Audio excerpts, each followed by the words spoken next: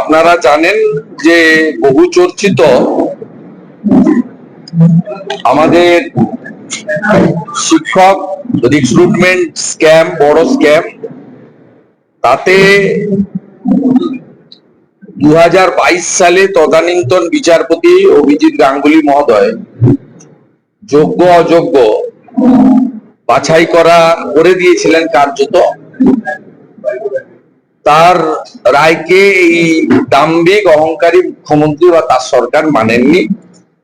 High court, division bench, supreme court ইত্যাদি দীর্ঘদিন ধরে হয়েছে এবং লাস্ট সুপ্রিম কোর্টের যে বেশ কয়েকটা হিয়ারিং, সেখানে এসএসসি কে তারা অপশন দিয়েছিল যোগ্য অযোগ্য তালিকা বাছাই করার জন্য, তারা সে তালিকা বাছাই করে দিতে পারেনি। তা আমি গত 2-3 দিন ধরে বলছি, তা আরেকবার আমি রিপিট করলাম।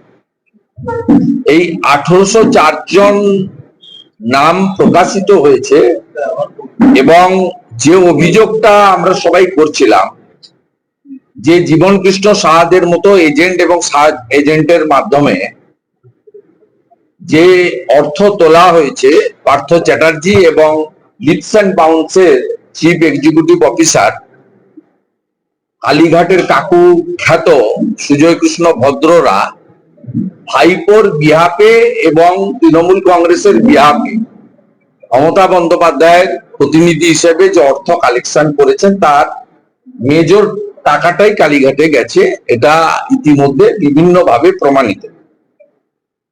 আর একটা অংশ আমরা বলেছিলাম যে তৃণমূল কংগ্রেসের সর্বভুক নেতারা,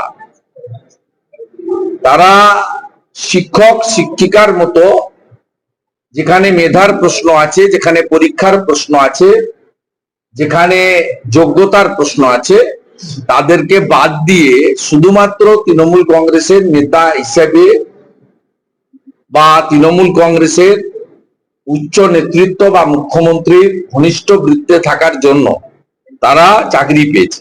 ইতিমধ্যে এই অসম্পূর্ণ তালিকাতেও যা নাম এসেছে, তাদের মধ্যে উল্লেখযোগ্য উত্তর দিনাজপুরের চোপড়ার বিধায়ক হামিদুল রহমানের মেয়ে রোশনারা বেগম, পরেশ অধিকারীর, প্রাক্তন মন্ত্রী পরেশ অধিকারীর মেয়ে অঙ্কিতা অধিকারী, পিংলার জলচকের তৃণমূলের অঞ্চল সভাপতি অজয় মাঝি, রাজপুর সোনারপুরের তৃণমূল কাউন্সিলর কুহেলি ঘোষ, হিঙ্গলগঞ্জের তৃণমূল কংগ্রেসের সভানেত্রী, প্রাক্তন সভানেত্রী ব্লকের প্রিয়াঙ্কা মণ্ডল, হুগলি জেলা পরিষদের গতবারের শিক্ষা কর্মাধ্যক্ষা সাইনা সুলতানা, তৃণমূল বিধায়ক তথা শাসক দলের মুখ্য সচেতক নির্মল ঘোষের বৌমা শম্পা ঘোষ, হুগলির প্রাক্তন জেলা পরিষদ সদস্য বিভাস মালিক, বিভাস মালিকের স্ত্রী সন্তোষী মালিক, খানাকুলের তৃণমূল নেতা মইনুল হকের স্ত্রী